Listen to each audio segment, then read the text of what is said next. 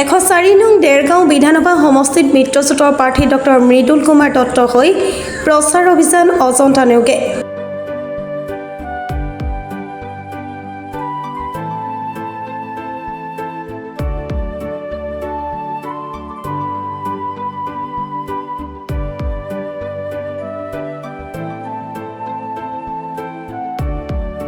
শান্তি সমৃদ্ধি আৰু বিকশিত অসম গঢ়াৰ উদ্দেশ্যে দেৰগাঁও অজন্তা নেওগৰ প্ৰচাৰ অভিযান। আমাৰ দেৰগাঁও নগৰৰ 10টা ৱাৰ্ড মিলাই যি আজি প্ৰথমখন নিৰ্বাচনী সভা নয়ন সমাজ স্মৃতি পথাৰত আমাৰ মাননীয় অসম চৰকাৰৰ মাননীয় মন্ত্ৰী অজন্তা নেওগ ডাঙৰীয়ানী আজি বিশিষ্ট বক্তা হিচাপে আজি আমাৰ মাজত উপস্থিত আছিলে। আমাৰ প্ৰাৰ্থী আমাৰ মিত্ৰজোঁটৰ প্ৰাৰ্থী ডক্টৰ মৃদুল কুমাৰ দত্ত ডাঙৰীয়া তেখেতো আছিলে। তেখেত আমাৰ মাৰ্গদৰ্শক হয়। আপোনালোকে দেখিছে ৰাইজৰ যি সঁহাৰি, সেই সঁহাৰি আমি নিশ্চিত যে আমাৰ আগন্তুক নিৰ্বাচনত আমি বিপুল ভোটত দেৰগাঁও সমষ্টিত আমি বিজয় সাব্যস্ত কৰিবলৈ আমি সক্ষম হ'ম। শতাধিক কৰ্মকৰ্তা উপস্থিত অনুষ্ঠান হয় এই প্ৰচাৰ অভিযানত।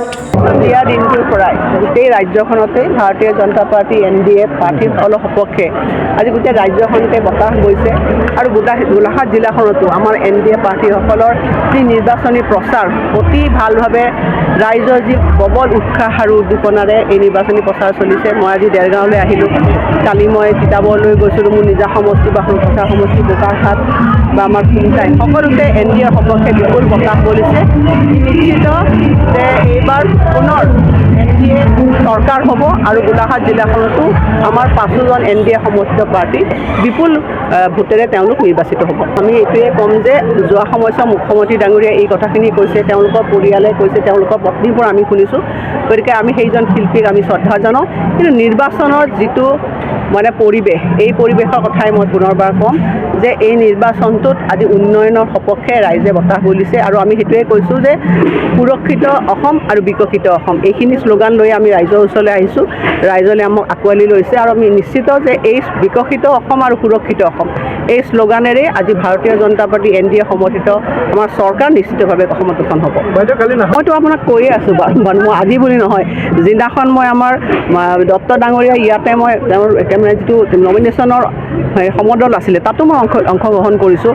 কাৰণ এই নিৰ্বাচনটোত আচলতে বিজয়ী হ'বৰ কাৰণে যোৱা সময়ছোৱা বিগত সময়ছোৱা 5টা বছৰ আমাৰ NDA চৰকাৰখনে কাম কৰিছে। গ্ৰামাঞ্চলৰ মহিলাসকলৰ কাৰণে কাম কৰিছে, যুৱকসকলৰ কাৰণে কাম কৰিছে, অসমখনক আগুৱাই লৈ যাবৰ কাৰণে কাম কৰিছে। সেই বিকাশ যি কৰিছে, বিকাশৰ ফলস্বৰূপে আজি আমাৰ NDA সপক্ষে প্ৰাৰ্থীসকলে হিলদল ভাঙি ওলাই আহিছে।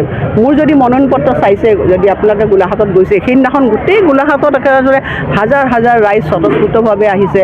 যেতিয়া আমাৰ দত্ত ডাঙৰীয়া মনোনয়ন পত্ৰ দিবলৈ আমি গৈছিলোঁ সময়ত গোটেই গোলাঘাট জিলাখনৰ সদৰত এডোখৰ জেগা নাছিলে, ইমান মানুহৰ আশীৰ্বাদ আছিল। গতিকে এইটোৱে একদম 100% আমি নিশ্চিত যে এইবাৰ NDA সমৰ্থিত আকৌ চৰকাৰখন পুনৰবাৰ তৃতীয়বাৰ অসমত প্ৰতিষ্ঠা হ'ব। দেৰগাঁৱৰ পৰা সত্যজিৎ হাজৰিকা ৰিপৰ্ট, প্ৰাতঃ টাইম ডিজিটেল। শদিয়াৰ পৰা ধুবুৰীলৈ, বৰাকৰ পৰা ব্ৰহ্মপুত্ৰলৈ সকলোৰে মাজত চিনাকি এটা নাম প্ৰাতঃ টাইম। থলুৱা ভাষা, কৃষ্টি আৰু সত্য বাতৰিৰ আধাৰত প্ৰতিষ্ঠিত খবৰ প্ৰাতঃ টাইমৰ প্ৰতিটো বা বাতৰি পুংখানুপুংখভাৱে চাবলৈ Facebook, YouTube, website, Twitter, Instagram আৰু ব্লগাৰ পেজত লাইক আৰু ফ'ল' কৰক।